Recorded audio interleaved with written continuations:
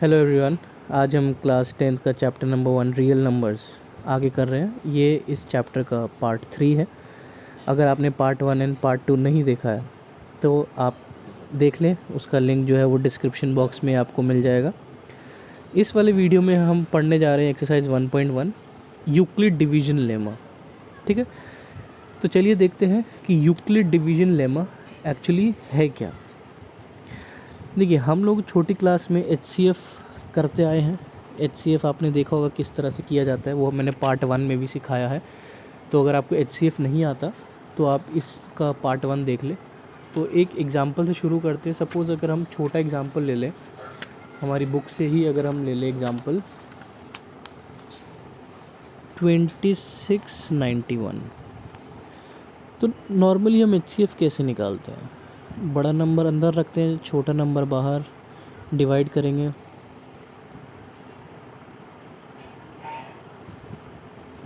Three से 78, 13 बचा। अब ये जो नंबर आया ये बाहर रहेगा और जिससे जो पहले बाहर था वो अंदर चला जाएगा। 26 अंदर आ गया। कितने पे जाएगा ये? 26 2 पे जाएगा 0। तो ये नंबर जो है पूरा डिवाइड कर रहा है, ये है आपका HCF आ गया। ठीक है, ये नॉर्मल तरीका था हमारा HCF निकालने के लिए। ठीक है, अब यूक्लिड डिवीजन लेमा क्या कहता है? यूक्लिड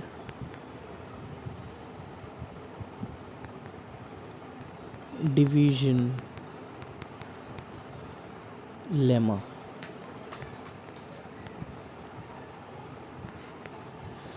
देखिए, ये कहता है A is equal to BQ plus R where R is greater than equal to 0 and less than B। Greater than equal to 0 and less than B, ये कंडीशन याद रखनी है। ये है यूक्लिड डिवीजन लेमा। पूरी स्टेटमेंट नहीं पढ़ रहा हूँ, पूरी स्टेटमेंट आप बुक से निकाल सकते हैं। ये है आपकी बुक का थ्योरम 1.1। ठीक है, पूरा स्टेटमेंट वहाँ से पढ़ सकते हैं। मैं से समझा रहा हूँ कि यूक्लिड डिवीजन लेमा है क्या। ये कहता है A equal to BQ plus R, जहाँ पर R क्या होना चाहिए? 0 से बड़ा होना चाहिए या इक्वल भी हो सकता है, और B से हमेशा छोटा रहेगा। क्या है, इसको समझ लेते हैं। जब आप किसी नंबर को डिवाइड करेंगे तो अंदर वाले नंबर को बोला जाएगा A, जिससे डिवाइड करेंगे उसको बोला जाएगा B, जिस पर डिवाइड करेंगे उसको बोला जाएगा Q, और लास्ट में जो आपका आंसर बचेगा उसको बोला जाएगा R। तो ये बन गया आपका A equal to BQ plus R। ठीक है, अब आप ये देखिए, जो रिमाइंडर होता है ये वाला, ये हमेशा इस नंबर से छोटा होता है। क्यों? अगर ये नंबर R B से बड़ा हो गया तो यानी वो डिवाइड हो जाएगा। ठीक है ना, चलिए एग्जांपल से समझ लेते हैं। सपोज़ मैंने लिखा, अभी जो एग्जांपल लिखा था वही लिख लेते हैं। 2691 3 से गया था, कितना आया था? 78 माइनस किया, कितना आया? 13। तो ये देखिए, ये जो है ये क्या है? आपका B है। ये नंबर आपका क्या है? A है। ये नंबर क्या है? Q। और ये जो बचा आपका, ये है आपका R। अब देखिए, R जो है B से छोटा है, हमेशा छोटा होगा। आप कभी डिवाइड करके देखिएगा, यहाँ पर R आपको या तो 0 हो सकता है, 1 हो सकता है, 2 हो सकता है, कुछ भी हो सकता है, लेकिन B से हमेशा छोटा रहेगा। ठीक है, इस चीज़ को आपको ध्यान रखना है। ठीक है, ये कंडीशन होती है। इसी को छोटी क्लासेस में आपने किस तरह से पढ़ा होगा?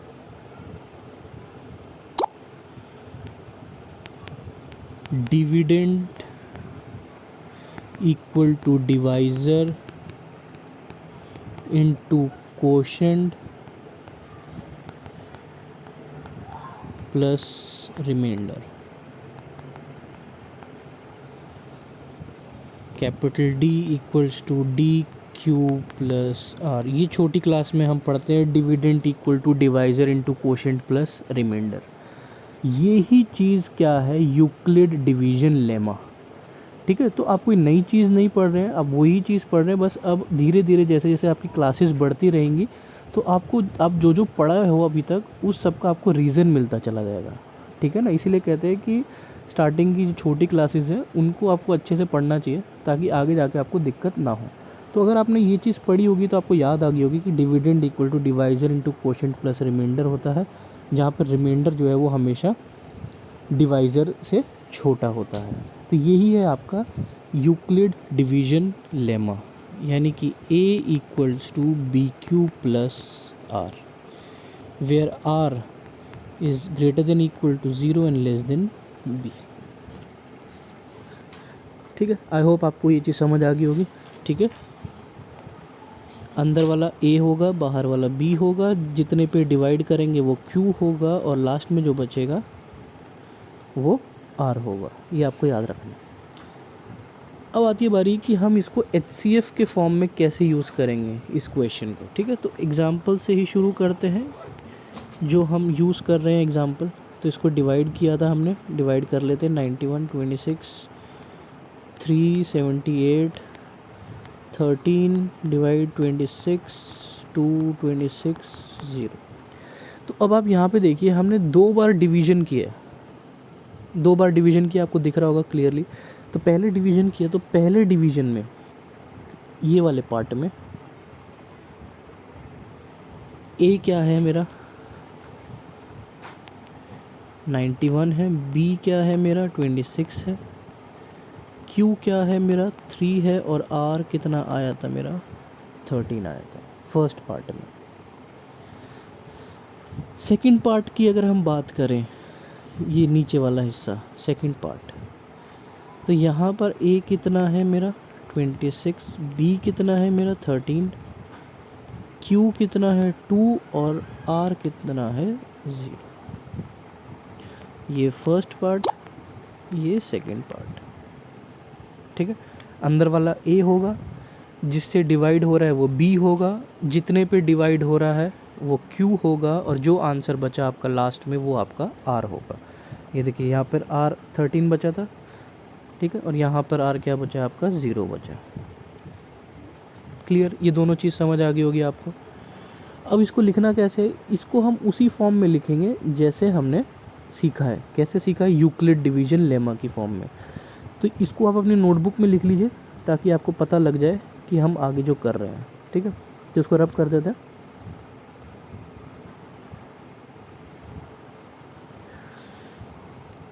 तो फर्स्ट पार्ट के लिए लिखेंगे, फार्मूला लिख देता हूँ a equal to B Q plus R. तो फर्स्ट के लिए लिखेंगे, फर्स्ट का हो गया 91 equal to 26 into 3 plus 13। Clear, देखिए आपको इसको सॉल्व नहीं करना, सॉल्व करेंगे तो 91 आ जाएगा। ठीक है, सॉल्व नहीं करना, इसको ऐसे ही लिखना है। सेकंड केस के लिए क्या लिखेंगे 26, क्योंकि a मेरा 26 हो गया था, 13 से डिवाइड हुआ था, कितने पे हुआ था 2 प्लस 0। तो जब भी आपका यूक्लिड का क्वेश्चन आएगा कि solve using Euclid division lemma, तो आपको सिर्फ ये लिखना है, आपको वो डिवीज़न सॉल्व नहीं दिखाना। डिवीज़न जो आप कर रहे हैं वो आप रफ में कर सकते हैं, ठीक है, लेकिन जब आप फेयर आउट करेंगे तो आपको सिर्फ इतना लिखना है।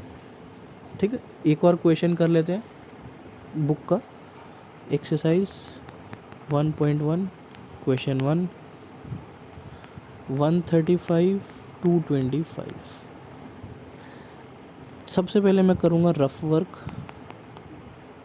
रफ वर्क का मतलब ये 225 अंदर 135 बाहर, डिवाइड करेंगे 2 से जाएगा ये, देखते हैं 5 to 10 270, नहीं ये नहीं जाएगा, 1 से जाएगा 135, माइनस करेंगे, ये हो गया 0 और ये हो गया 9।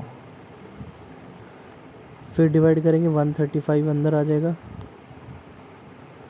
ठीक है, डिवाइड करेंगे कितने पे जाएगा ये, अगेन 1 पे जाएगा ये थोड़ा लंबा हो रहा है, इसको मैं रब करके दोबारा लिख लेता हूँ। 225 135, 1 पे गया, 135 माइनस करेंगे 0 9, फिर से डिवाइड करेंगे अंदर 135 1 से जाएगा, माइनस किया 5 और ये आ गया 4, डिवाइड, फिर 90 अंदर आ जाएगा, कितने पे जाएगा ये, 2 पे जाएगा, 0। ये डिवाइड कर लिया। ये क्या है, मेरा रफ वर्क है, ये मैं रफ में करूँगा, फेयर में नहीं करूँगा मैं ये, ठीक है। आप कर सकते हैं ऐसे, ऐसा कोई वो नहीं है। देखिए, आप मैथ्स एक ऐसा सब्जेक्ट है जिसमें आप कुछ भी लिखेंगे, अगर आप वो सही है तो आपको नंबर ज़रूर मिलेगा, ठीक है ना। ऐसा नहीं है जो हमने किया ये गलत है, लेकिन यूक्लिड अब हम छोटी क्लास में नहीं है, बड़ी क्लासेस में है, तो इसलिए हमसे एक्सपेक्ट किया जाता है कि हम बड़ी क्लास की तरह हम आंसर लिखें, ठीक है ना। बाकी ये ठीक है, अगर आप इसको फेयर में भी लिखेंगे तो भी कोई दिक्कत नहीं है, लेकिन हो सकता है आपको पूरे नंबर ना मिले। क्यों? क्योंकि क्वेश्चन क्या है आपका, यूक्लिड के ऊपर है। तो अब ये करने के बाद अब आप क्या करेंगे, अब आप करेंगे यूक्लिड। तो सबसे पहले आप लिखेंगे यूक्लिड डिवीजन लेमा। क्या है ये, a equals to B Q plus R where R is greater than 0 and less than b। अब सॉल्व करते हैं। तो सबसे पहले हमने क्या किया था, 225 लिखा था, कितने से डिवाइड हुआ था ये, 135 से, कितने पे, 1 पे, क्या बचा था आपका 90। नेक्स्ट 135 डिवाइड हुआ था, किससे डिवाइड हुआ, 90 से, कितने पे, 1 पे, क्या बचा 45। नेक्स्ट 90 डिवाइड हुआ, किससे डिवाइड हुआ, 45 से डिवाइड हुआ, कितने पे, 2 पे, क्या बचा 0। तो ये वही चीज़ है जो मैंने अभी पीछे डिवाइड किया है, आप देख सकते हैं, ठीक है। अगर आपने नोट डाउन किया होगा तो आप देख सकते हैं 225 डिवाइड हुआ 135 से, कितने पे, 1 पे, आंसर क्या बचा था 90। फिर 135 डिवाइड हुआ किससे, 90 पे, कितने पे, 1 पे, क्या बचा 45। वैसे ही 90 डिवाइड हुआ किससे, 45 से, कितने पे, 2 पे, और आंसर क्या बचा 0। तो जो मेरे को 0 दे रहा है ये, तो HCF कितना हो गया आपका 45। ये आंसर आ गया मेरा। Clear, I hope Euclid division lemma आपको समझ आ गया होगा, ठीक है। इसके बाकी जो क्वेश्चंस आप खुद ट्राई कीजिए और अच्छे से आपको कॉन्सेप्ट क्लियर हो जाएगा। आगे बढ़ते हैं क्वेश्चन नंबर 2 पे। वो कह रहा है कि show that any positive integer of form 6 + 1 6 + 3 6 + 5 where q is some integer, ठीक है।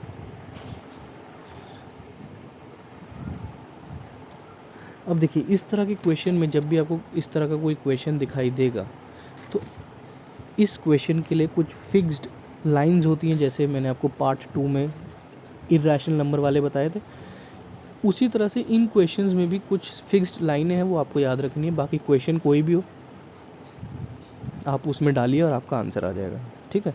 तो मैं बताता हूँ आपको क्या करना है। क्वेश्चन कह रहा है कि जो भी नंबर, पहले मैं क्वेश्चन समझा देता हूँ। वो कह रहा है जो भी नंबर 6q + 1 6q + 3 या 6q + 5 की फॉर्म का होगा वो क्या होगा, ऑड होगा और पॉजिटिव होगा। डाल के देख लेते हैं, चलिए q को 0 डाल देते हैं, तो क्या बचेगा, देखिए 6 × 0 + 1 क्या बचा 1, क्या है ये, ऑड नंबर है ये। q को चलिए 1 डाल देते, किसी और में डाल दीजिए, लास्ट में डाल दीजिए, 6 × 1 + 5, 6 × 1 6 + 5, 6 + 5 क्या हुआ 11, क्या है ये, ऑड नंबर है। अब किसी में भी डालिए, किसी भी तीनों में से किसी में भी डालिए, ये आपको क्या कह रहा है, ऑड देगा और पॉजिटिव देगा, नेगेटिव नहीं होगा कभी भी और इवन नहीं होगा, ऑड होगा और पॉजिटिव होगा, ठीक है। तो ये तो है क्वेश्चन। अब इसको प्रूफ कैसे करना है ये देखते हैं, ठीक है।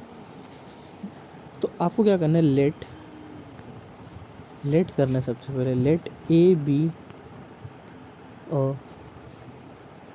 एन ऑड पॉजिटिव इंटीजर, ठीक है। जहाँ पे आपको चेंज करना होगा मैं बताया था, देखिए ये ए है, आप ए की जगह कुछ भी ले सकते हैं जो आपको मन करे, ठीक है। ऑड पॉजिटिव इंटीजर क्वेश्चन के हिसाब से चेंज हो जाएगा, इवन पूछेगा तो इवन लिख देंगे, ऑड पूछेगा तो ऑड लिख देंगे, जो भी पूछेगा वो हम यहाँ पे लिख देंगे, ठीक है। लेट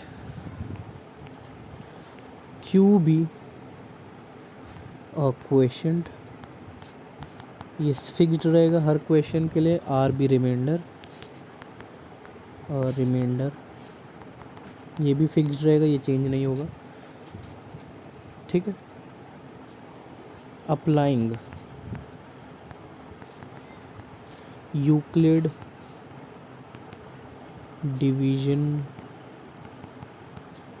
लेमा, ये सब सेम है, जो बॉक्स में लिखूंगा सिर्फ वही चेंज करना है क्वेश्चन के हिसाब से आपको, ठीक है। A equals to 6Q plus R, आपको पता है आर क्या होगा, 0 से बड़ा होगा और 6 से छोटा होगा, ये बी बन गया, ये बी हो गया ना, तो बी से हमेशा छोटा होता है, यानी आर जो है हमेशा 6 से छोटा होगा, ठीक है। ये जो है 6, ये क्वेश्चन से लिया है मैंने, क्योंकि क्वेश्चन में 6Q दे रखा है इसलिए 6Q ले लिया मैंने, ठीक है। तो चलिए लिखना शुरू करते हैं। आर क्या क्या हो सकता है, यहाँ से देखेंगे तो 0 हो सकता है, 1 हो सकता है, 2 हो सकता है, 3 हो सकता है, 4 हो सकता है और 5 हो सकता है, क्योंकि आर क्या लिखा है, 0 से बड़ा होना चाहिए या इक्वल होना चाहिए और 6 से छोटा होना चाहिए। तो आर को पहले 0 लिखेंगे, 6Q plus 0, 6Q plus 1, 6Q plus 2, 6Q plus 3, यहाँ लिख देता हूँ मैं 6Q प्लस 4, 6Q प्लस 5, ये नीचे ही लिखना है आपको, ठीक है। मेरे पास स्पेस नहीं है इसलिए यहाँ लिख दिया मैंने, क्लियर। हमने सब लिख दिया, आर एक एक करके हमने आर सब में डाल दिया। अब देखते हैं, A equal to 6Q, 6Q plus 2 and 6Q plus 4,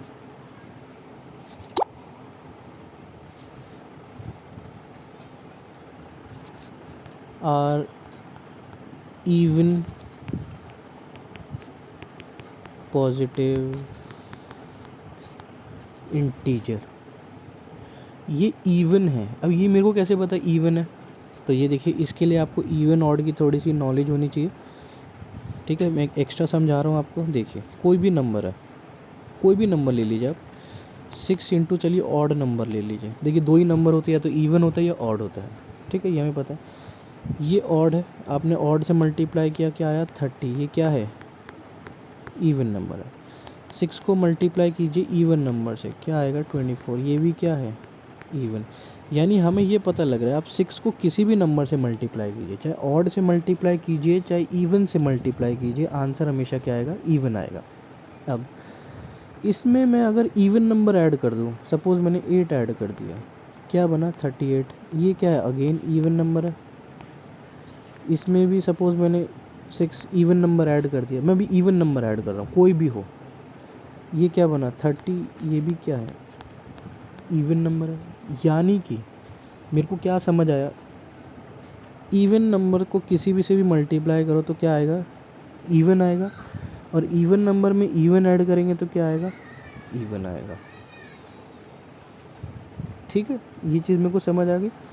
यानी कि इवन नंबर को मल्टीप्लाई करें, चाहे आप इवन से या ऑड से, किसी से भी मल्टीप्लाई करें, आंसर क्या आएगा आपका, इवन आएगा। और फिर इवन नंबर में इवन नंबर अगर आप ऐड करेंगे तो आंसर क्या आएगा आपका, इवन नंबर आएगा, ठीक है। वैसे ही देखते हैं, अगर मेरे को इवन नंबर में अगर मैं ऑड नंबर ऐड करूं तो क्या मिलेगा मेरे को, जैसे 6 प्लस 3 क्या मिला 9, क्या है ये ऑड नंबर है, तो यानी इवन में ऑड ऐड करेंगे तो क्या मिलेगा आपको, ऑड नंबर मिलेगा, ठीक है। ये चीज़ याद रखिए आप, बहुत इंपॉर्टेंट है इस क्वेश्चन के लिए, कि इवन को अगर हम किसी भी से भी मल्टीप्लाई करेंगे तो इवन आएगा, इवन में इवन ऐड करेंगे तो इवन आएगा, और इवन में ऑड ऐड करेंगे तो ऑड आएगा। ठीक है, चलिए, तो ये हमने लिखा, इसीलिए हमें लिखा है 6Q plus 2, 6Q plus 4R even positive integer.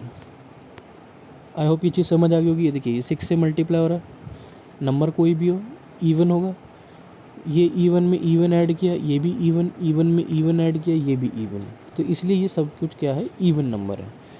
अब हमारे पास क्या बच गया, 6Q plus 1, 6Q plus 3, 6Q plus 5, ये 3 नंबर बच गए। तो अब आप ये देखिए, अगर ये 3 इवन है, ऊपर के 3 इवन है, तो नीचे के 3 क्या होंगे, ऑड होंगे, क्योंकि 2 ही नंबर होते हैं, तो इवन होते हैं या ऑड होता है। ठीक है, इसीलिए यहाँ पे लिख देते देयरफॉर ये आर ऑड पॉजिटिव इंटीजर। ये आपका क्वेश्चन कंप्लीट हो गया। ठीक है, आई होप ये चीज़ समझ आ गई होगी आप। अब इसी फॉर्म का चलिए और क्वेश्चंस करते हैं, तो आपको समझ आ जाएगा कि कहानी है क्या। तो क्वेश्चन 4 देखते हैं। अब वो कह रहा है कि 3m प्लस 1, ये वाले नंबर क्या है, स्क्वायर ऑफ एनी इंटीजर। ये क्या है, स्क्वायर ऑफ इंटीजर है ये। कैसे, चलिए देखते हैं। m को अगर मैं 0 ले लूँ, तो मैं दोनों में अगर 0 डालूँगा तो पहले में भी 0 आएगा और दूसरे में आंसर 1 आएगा। तो ये हमें पता है ये किसका स्क्वायर है, 1 का ही स्क्वायर है। इसको तो छोड़ देते हैं, 1 डालते हैं। पहले में 1 डालेंगे तो 3 इंटू 1 3 आ गया। दूसरे में डालेंगे तो 3 इंटू 1 प्लस 1 क्या आ गया, 4 आ गया। ठीक है, तो दोनों में से एक होना चाहिए, तो इसको हटा देते हैं। तो ये देखिए, ये 4 क्या है, किसका स्क्वायर है, ये 2 का स्क्वायर है ये। ठीक है, ज़रूर वो कह रहा है कि ये जो भी होगा, स्क्वायर जो भी होगा वो इस फॉर्म का होगा, या तो 3m होगा या 3m प्लस 1 होगा, दोनों नहीं हो सकता। ठीक है, क्योंकि एक नंबर 2 फॉर्म में नहीं लिख सकते, या तो 3m होगा या 3m प्लस 1 होगा। ठीक है, तो यहाँ से देखिए 4 किसका स्क्वायर है, 2 का है। चलिए m को 3 डाल लेते हैं, तो यहाँ पे 3 इंटू 3 हो जाएगा, ये कितना हो गया, 9। यहाँ डालते हैं तो 3 इंटू 3 प्लस 1 10। तो यहाँ से ये नहीं होगा ऑब्वियसली, लेकिन ये हो रहा है 9 किसका स्क्वायर है, 3 का स्क्वायर है। तो वो यही कह रहा है कि कोई भी नंबर आप लेंगे तो वो किसी ना किसी नंबर का स्क्वायर होगा। देखिए यहाँ से 0 हटा देंगे तो ये 1 किसका स्क्वायर है, 1 का स्क्वायर है। ठीक है, तो वो किसी ना किसी नंबर का स्क्वायर होगा, और वो स्क्वायर नंबर किस फॉर्म का होगा, या तो 3m होगा या 3m प्लस 1 होगा। तो देखते हैं कैसे लिखना है। अब इसको वही शुरुआत वैसे ही करेंगे आप, let a be any positive integer. A को हमने कोई भी पॉजिटिव इंटीजर मान लिया है। ठीक है, अब यूक्लिड डिवीजन लेमा क्या कहता है, a equals to 3q plus आर। देखिए मैंने आपको बताया था ना, यहाँ पे चेंज होता है। पिछले क्वेश्चन में 6 लिया था, क्यों, क्योंकि क्वेश्चन में 6q लिखा था, यहाँ पे 3m है। ठीक है, तो आप चाहे तो इसको अगर आप m भी लिख सकते हैं, अगर आपको दिक्कत होती है तो आप इसको 3m प्लस आर भी लिख सकते हैं। ये वाला चेंज हुआ है, इसलिए मैंने पिछले क्वेश्चन में भी बॉक्स बनाया था। वहाँ 6q था, यहाँ 3m है। ये चेंज होगा, बाकी कुछ चेंज नहीं होगा। बाकी अब आप ऐसे एज इट इज़ लिखेंगे, 0 less than r less than 3। अब यहाँ पे 3 लिखा जाएगा। पिछले क्वेश्चन में 6 लिखा गया था, इस क्वेश्चन में 3 लिखा जाएगा। तो लिखते हैं इसको, a equals to 3m plus 0, a equals to 3m plus 1, 3m plus 2। क्या क्या हो सकता है, 0 1 2, यही हो सकता है। तीनों को लिख दिया हमने। ठीक है, अब देखते हैं अब मेरे को क्वेश्चन देखिए, क्वेश्चन याद रखिए, आपको क्या लिखना, क्या क्या चाहिए, 3m चाहिए और 3m+1 चाहिए। यानी मेरे को देखना ये 3m+2 है क्या, ठीक है। तो अब मैं कुछ नहीं कह सकता, तो मैं कोशिश करता हूँ जिसके बारे में मैं कुछ भी नहीं कह सकता उसको मैं किसी ना किसी इस फॉर्म में लिखने की कोशिश करूँ, ठीक है। तो चलिए देखते हैं। a = 3m+0 को हम क्या लिख सकते हैं, 3m लिख सकते हैं, ठीक है।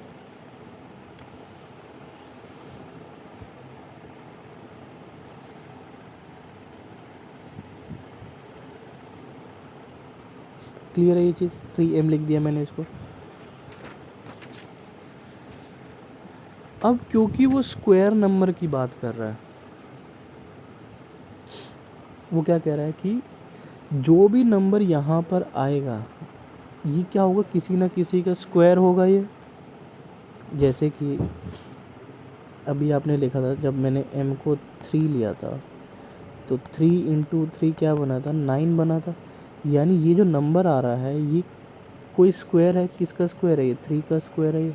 यानी मैं ये कह सकता हूँ कि ये 3m ये क्या है, ये किसी एक नंबर का स्क्वायर है ये।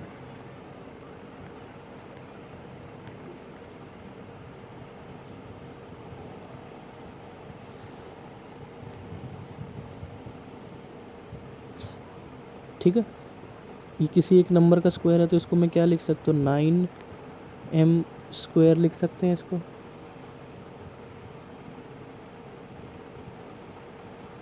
ठीक है। यानी 3 × 3m का होल स्क्वायर लिख दिया हमने, तो ये क्या बन गया आपका 3m।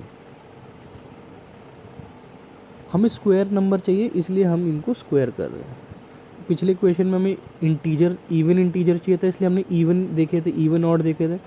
यहाँ पे स्क्वायर पूछा इसलिए हम क्या कर रहे हैं, इसको स्क्वायर नंबर चाहिए हमें, ठीक है। तो हमने इसको स्क्वायर कर दिया, ठीक है ना। अब ये चीज़ क्लियर होगी। देखिए यहाँ से आपको हो सकता है कन्फ्यूजन हो रही हो, इसीलिए मैंने स्टार्टिंग में इसको q लिखा था, a = 3q लिखा था, ठीक है। आप इसको चेंज कर लीजिए, इसको 3q लिख लीजिए ताकि आपको कन्फ्यूजन ना हो, ठीक है ना। तो 3q हो गया, ये भी q हो गया, 3q का स्क्वायर, ये हो गया 9।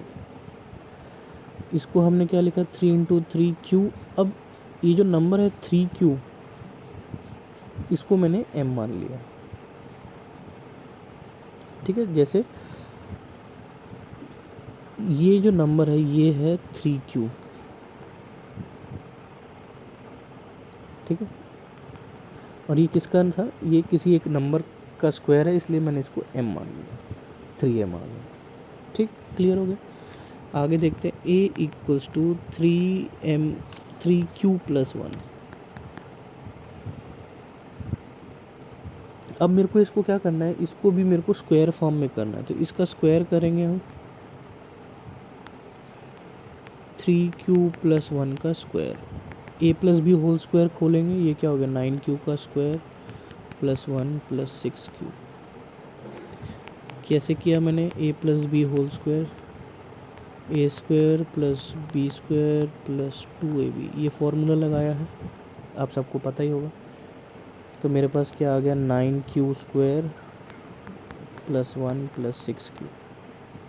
1 को हटा देते हैं, बाकी में से कॉमन क्या निकाल सकते हैं हम, 3 कॉमन निकाल सकते हैं और q कॉमन निकाल सकते हैं, या q नहीं निकालते, अभी 3 निकाल लेते हैं। क्या बचा मेरे पास, 3q² + 2q + 1। अब आप देखिए, किसी भी नंबर को अगर आप 3 से मल्टीप्लाई करेंगे यानी वो 3 का मल्टीपल हो गया। किसी भी नंबर को 3 से मल्टीप्लाई करेंगे तो इसको हम ऐसे लिख सकते हैं, 3m+1। यानी इसका स्क्वायर किस फॉर्म का आ रहा है, 3m+1 की फॉर्म का आ रहा है। नेक्स्ट देखते हैं, a = 3q+2, इसका भी स्क्वायर करते हैं। क्या आएगा ये, 9q² + 4 + 12q। सॉल्व करते हैं, 3 कॉमन निकाल लेते हैं। इसको हम ऐसे लिख सकते हैं 9q² + 12q + 3 + 1। 4 को मैंने ऐसे लिख दिया, 3 कॉमन निकाल लेते हैं। क्या बचा? 3q² + 4q + 1 + 1। अब देखिए फिर से 3 को मल्टीप्लाई कर रहे हैं तो इसको हम m ले लेते हैं। ये अगेन किस फॉर्म का आ गया? 3m + 1 की फॉर्म का आ गया। तो अब देखिए जो भी नंबर आप ले रहे हैं उनका स्क्वायर किस फॉर्म का आ रहा है? 3m + 1 की फॉर्म का आ रहा है। तो इसलिए हेंस हम ये कह सकते हैं therefore all number are of form 3m and 3m + 1। ठीक, हो सकता है स्टार्टिंग में आपको ना समझ आए, तो आप कोशिश कीजिए इनको और इस तरह के और क्वेश्चंस करने की, तो आपको और जल्दी से समझ आ जाएगा। ठीक है, नेक्स्ट क्वेश्चन नंबर 3 देखते हैं। थोड़ा एप्लीकेशन बेस्ड भी देख लेते हैं यूक्लिड का। एप्लीकेशन क्या कहती है? वो कह रहा है एक आर्मी है, कंटीजेंट है, 616 मेंबर है, उनको मार्च करना है। आर्मी आपने मार्चिंग देखी होगी, परेड देखी होगी 26 जनवरी में, एक के पीछे एक लगे होते हैं। ठीक है, वो कह रहा है कि 32 मेंबर की परेड होनी है, तो 2 group are to march in same number of column. What is the maximum number of column in which they can march. ठीक है,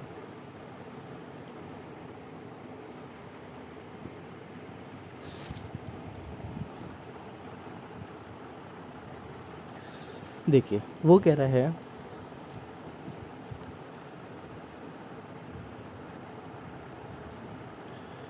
एक आर्मी कंटीजेंट है ऑफ 616 मेंबर, यानी कि एक आर्मी है, कितने मेंबर है इसमें? 616 है।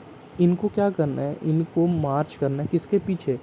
32 मेंबर, 32 मेंबर की एक परेड होनी है। 32 मेंबर है एक परेड में, बैंड है ये, 32 मेंबर का बैंड है ये, इनके पीछे मार्च करना है। ठीक है, अब इसके क्या कह रहा है वो? वो कह रहा है कि इसके आप 2 नंबर बनाएंगे, आप 2 ग्रुप बनाएंगे, और उन दोनों ग्रुप में क्या होना चाहिए? सेम नंबर ऑफ कॉलम्स होने चाहिए। तो what is the maximum number of column? तो आप कितने कॉलम बनाएंगे ज़्यादा से ज़्यादा, ताकि ये 616 मेंबर जो हैं वो पूरे एडजस्ट हो जाए।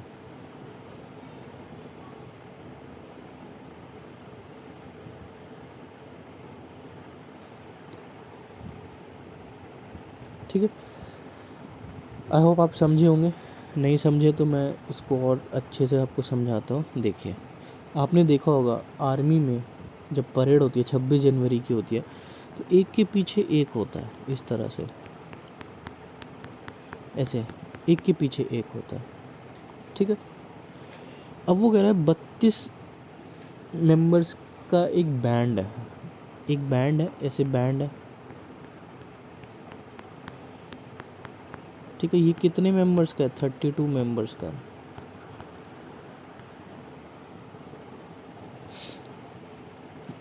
ठीक है, अब वो कह रहा है इनके पीछे आपको 616 लोगों को एडजस्ट करना है, ताकि वो जो है इनके पीछे आए, मतलब कि बिल्कुल ऐसे लाइन में रहें, और ऐसे 2 ग्रुप बनने चाहिए आपके। तो आप ये बताइए मैक्सिमम कॉलम्स कितनी होनी चाहिए? ठीक है, अब आप कहेंगे सर हो सकता है ऐसे 32 लगा दो। ठीक है, अब आप कहेंगे कि सर 32 लोग अगर लाइन में ऐसे खड़े हैं, 32 है ऐसे, तो इनके पीछे अगर आप 32 लोग लगाएंगे तो क्या वो 2 ग्रुप में 616 लोग आएंगे? ये दोनों 616 मिल जाएगा? क्या ये मिलेगा? नहीं मिलेगा, नहीं मिलेगा ना। अगर आपने सपोज़ ये 32 बना दिए, आपने कहा कि बैंड वाले एक लाइन में खड़े हैं, ये 32 लोग एक लाइन में खड़े हैं, तो बाकी के इनके पीछे ही आएंगे, यानी अगर इनके पीछे आएंगे तो 32 लोग ऐसे खड़े होंगे। ठीक है, 32 लोग ऐसे खड़े होंगे, तो वो कह रहा है कि क्या आप इन 32 लोग में ऐसे 32 के 2 ग्रुप बनाने हैं आपको, तो क्या आप 616 लोग एडजस्ट कर पाएंगे? आप देखिए, क्या ये 616 32 के कॉलम में एडजस्ट हो पाएंगे? आप चेक कीजिए। कैसे चेक करेंगे, चलिए देखते हैं। पहले अभी चेक कर लेते हैं।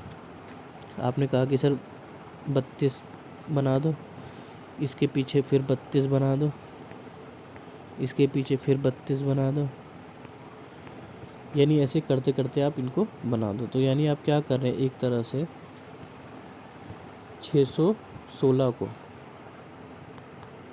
किससे डिवाइड कर रहे हैं, 32 से डिवाइड कर रहे हैं।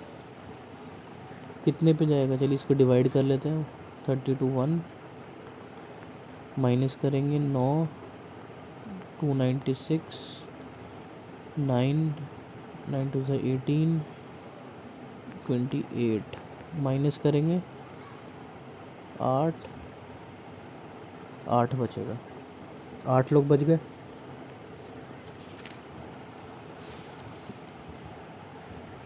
अब क्या करेंगे, 8 लोग बच गए, ठीक है ना। तो यानी कि जो हम सोच रहे थे कि अगर 32 लोगों को एक ही लाइन में लगा देंगे और उनके पीछे हम 32 32 करके लगा देंगे इस तरह से, तो आप ज़्यादा से ज़्यादा क्या कर पाएंगे, कितने बन जाएंगे, 19। ऐसे कितने बनेंगे, जैसे ये बना, ये बने, ऐसे 1 2 3 4 ऐसे करते करते कितने बनेंगे, 19 बनेंगे। और आखिरी में क्या होगा, 8 लोग बच जाएंगे। अब आप कहेंगे सर इस 19 को अलग अलग डिवाइड कर लो। अलग अलग डिवाइड कैसे करेंगे भैया, हमें 2 ग्रुप बनाने हैं। तो आप बोलेंगे सर एक में 9 कर लो, एक में 10 कर लो, इस तरह से। तो हमें इक्वल चाहिए, हमें इक्वल चाहिए, दोनों ग्रुप जो बनेंगे वो इक्वल चाहिए हमें, और वो इन्हीं के पीछे चलना चाहिए, ठीक है। तो ये क्वेश्चन है। अब इसको देखते हैं कि सॉल्व कैसे करें। तो शुरुआत हमने बिल्कुल सही करी थी। हमने क्या किया, 616 को 32 से डिवाइड किया। हमने 19 पे डिवाइड किया था, और कितना आया था ये हमारा, 32 माइनस किया, कितना बचा था मेरे पास, 288,